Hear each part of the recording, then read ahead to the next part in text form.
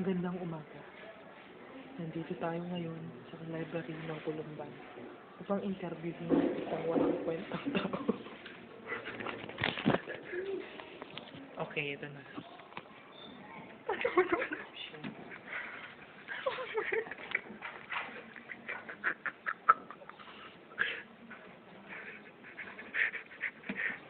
Hello.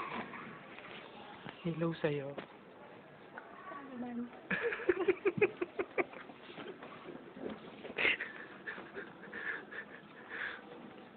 Hello. Ano po ba yung tatanong niya sa akin? Bilang isang student grantee, di ba? Ikaw ang napili namin sapagkat alam namin na ang mga Opo. pinagdaanan mo sa buhay. Opo.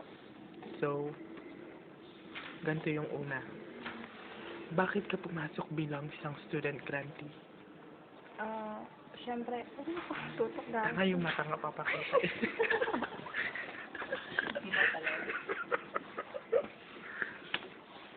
Hindi ako maiiyak. Hindi ako maiiyak na sa akin. Ano ba yan?